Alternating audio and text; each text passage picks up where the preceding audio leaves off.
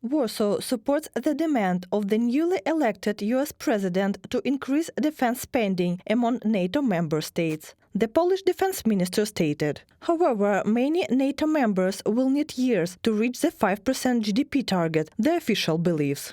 Reaching Trump's goal will take another decade, but I think he should not be criticized for setting a really ambitious target, because otherwise there will be some countries that will continue to debate whether more spending is really needed. Władysław Kosiniak-Kamysz, Minister of National Defense of Poland, in a commentary for the Financial Times. In 2025, Poland's defense spending will reach a record 4.7% of GDP, the highest level within the alliance. Meanwhile, Germany plans to allocate slightly over 2% to its defense. Germany's defense minister Boris Pistorius considers Trump's demands excessive.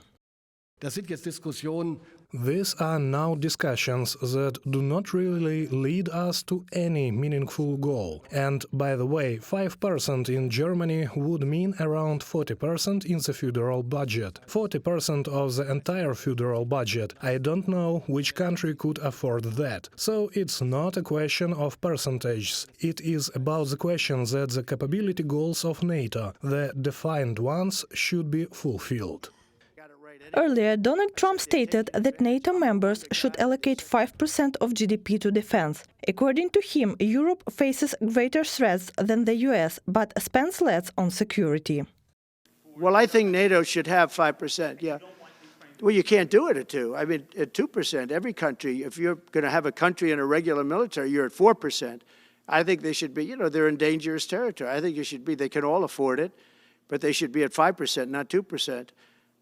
I'm the one that got them to pay 2%. NATO officials are skeptical about Trump's idea, Reuters reports. Implementing it would require hundreds of billions of dollars in additional funding. However, a 3% target is seen as more realistic, given the threat of Russian aggression, according to agency sources. It seems there will be a shift. I don't think it will be 5%, which would be impossible for almost every nation in the world right now, but it will not be 2%, which we already struggling to reach, but it will be more than 2%. Guido Crosetto, Minister of Defense of Italy, in a comment to Reuters. Italy, whose defense spending is around 1.5% of GDP, is among 8 NATO members not meeting the current 2% target. Poland spends the most on defense, over 4% of GDP, followed by Estonia at 3.43% and the US at 3.38%.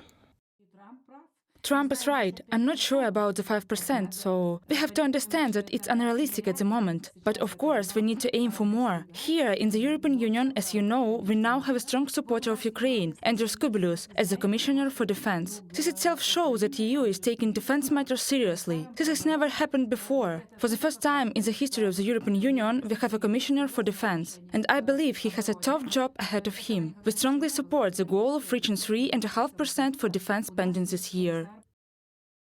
At the 2023 NATO summit in Vilnius, member states committed to investing at least 2% of GDP annually in defense. By 2024, 24 of the alliance's 32 members achieved this benchmark, collectively spending nearly $1.5 trillion on defense.